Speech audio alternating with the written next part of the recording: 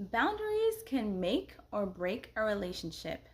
Boundaries are a way that allow you to say, hey, this is my limit, don't cross it, or to also create space for a person and for them to know that this is acceptable and this is not.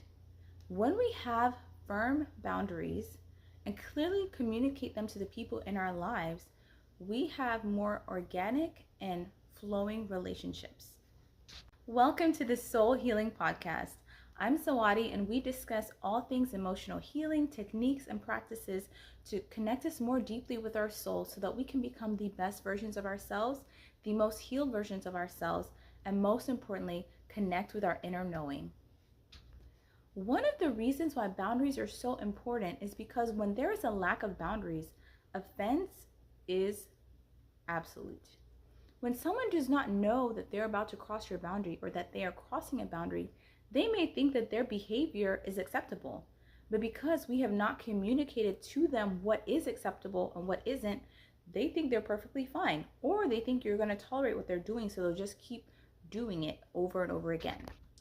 If you grew up as a former people pleaser or you just don't like conflict in general, you may find it difficult to enforce boundaries with people that you care about. For me, growing up, I had a hard time enforcing boundaries with people that I cared about, but I could enforce them with strangers. The reason being is if I offend a stranger, it really doesn't matter to me. It didn't matter to me. I knew that they probably wouldn't be in my life any longer, and it wasn't a big deal. With people that we care about, it gets tricky because we probably have the same group of friends, or we may be in the same family, or we frequent the same events or places, and we don't want to make things awkward. Well, over the past winter, I had an incident with one of my really good friends, and because I wasn't clear about my boundaries, she kept crossing them, and I was like, oh, I don't want to make a big deal about it. Let's just let it slide under the rug. It's not that big of a deal. But what happened is when we don't address something small, it magnifies. As a result of me not enforcing or speaking up about my boundaries, she kept crossing them, and each offense was more grave than the last. And eventually it had to come to a point where I was feeling like, okay, this person is disrespecting me. They're visiting, they're in my house, disrespecting me in my own home, but they may not even be cognizant of that because I have not clearly communicated it to them. When we do not communicate our boundaries, we actually break the relationships that we have in our life, because we all, if we have even an iota of self-respect, we'll come to a place where we're like, you know what, I can't take any more.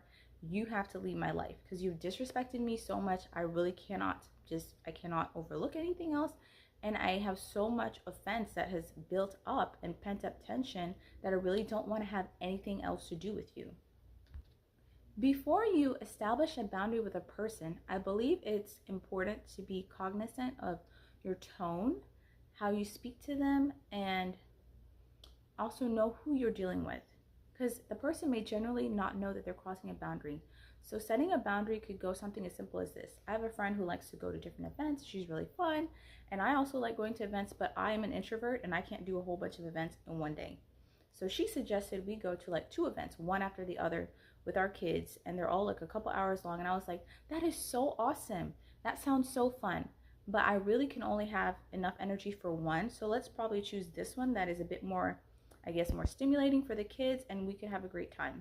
And she was so respectful of that. She was like, oh, okay, get that. She's an extrovert, so she loves doing a lot of things, but she respected my boundary.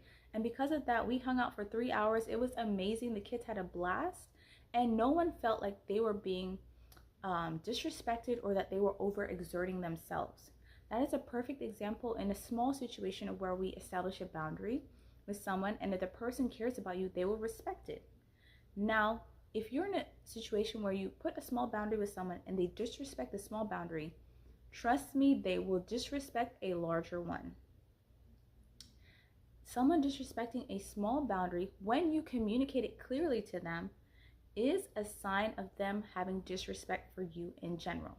This is why it's important to respect and love ourselves enough to say, hey, if someone is disrespecting me after I've clearly communicated a boundary, I am not going to force them to respect it. I am going to observe their behavior and move accordingly, which means remove myself peacefully out of their lives. And sometimes words are not necessary at all. Just don't communicate with them, kind of fade out of their life. And if they get confrontational with you, explain to them what the reason is. And if they get defensive and try to play you or try to make it seem like it's all your fault, just say thank you for sharing and remove yourself in a situation. Delete them, block them, unfollow them, and just stay away from them. And over time, people get the message, because I've noticed in general, people do not listen to what we say. They listen or observe what we do. And what we do speaks so much louder than any words we could ever say. If you made it to the end of this podcast, thank you so much. I'd really appreciate it if you like and subscribe so that I can create more content for you. And if you'd like another video that's in alignment with today's topic, please click the one you see on the screen above. Have a wonderful day. Bye-bye.